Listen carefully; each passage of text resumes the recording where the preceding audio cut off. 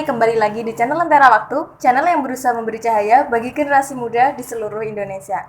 Yang belum subscribe, jangan lupa subscribe dan pencet loncengnya supaya kamu mendapatkan notifikasi saat ada konten baru di channel Lentera Waktu. Pernah nggak sih teman-teman itu berpikir sebenarnya cinta itu datangnya dari hati atau dari pikiran sih? Nah, nanti pada pembahasan kali ini kita akan membahas atau mengupas sebenarnya dari mana sih datangnya cinta? Sebenarnya cinta itu tumbuh dari hati atau dari pikiran? Oke, jadi tonton videonya sampai selesai ya. Menurut penelitian oleh para ilmuwan yang ada di State University of America Serikat mengungkapkan bahwasanya jatuh cinta itu muncul dari reaksi otak.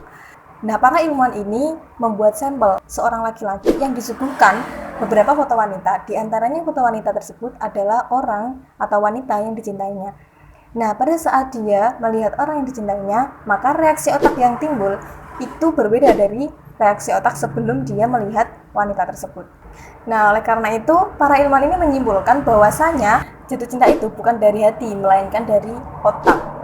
Kemudian menurut Helen Fisher mengungkapkan bahwasanya ketika kita jatuh cinta atau ketika kita mencintai seseorang, maka ada 3 tahap yang harus dilalui, yaitu fase yang pertama yaitu perasaan tertarik dengan seseorang. Nah, kemudian fase yang kedua yaitu fase di mana kita mencintai seseorang. Nah, pada fase ini beberapa organ tubuh kita itu ikut bereaksi. Karena pada fase ini hormon-hormon yang ada pada tubuh kita juga ikut bereaksi seperti hormon serotonin, dopamin, dan adrenalin. Kemudian fase yang ketiga itu reaksi otak terhadap hormon dopamin. Nah, hormon dopamin ini dapat membantu kita merasa percaya diri, kemudian merasa bahagia, sehingga membuat orang yang kita lihat atau orang yang kita cintai pada saat itu terlihat lebih cantik dan terlihat lebih tampan daripada biasanya. Nah, itu merupakan 3 fase menurut Helen Fisher ketika kita jatuh cinta. Nah, lalu kenapa ada orang yang merasa optimis dalam menyatakan perasaan, merasa pesimis dalam menyatakan perasaan? Pada saat itu juga hormon dopamin yang berfungsi. Pada saat hormon dopamin ini berfungsi, maka rasa percaya diri kita atau rasa optimis kita dalam mengungkapkan perasaan akan maksimal, sehingga akan membuat diri kita percaya diri untuk menyatakan perasaan pada orang yang kita cintai.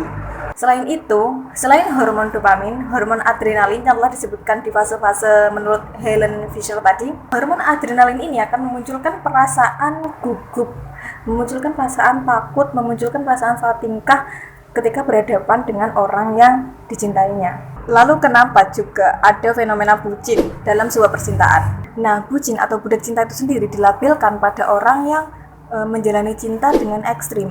Dalam arti di sini dia tergila-gila. Nah, tergila-gila di sini dalam arti negatif juga, sehingga mengakibatkan seseorang tersebut melakukan sesuatu yang negatif demi atau dengan embel-embel cinta itu sendiri.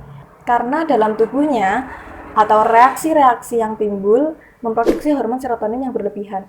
Hormon serotonin yang berlebihan ini akan memunculkan rasa bahagia yang berlebihan sehingga akan melakukan tindakan yang memuaskan dirinya sendiri, memuaskan rasa bahagia itu, seperti itu. Selain itu juga, ketika seseorang sudah menyatakan cinta dengan orang lain, pastinya seseorang tersebut melakukan atau menjalin suatu hubungan dengan orang tersebut.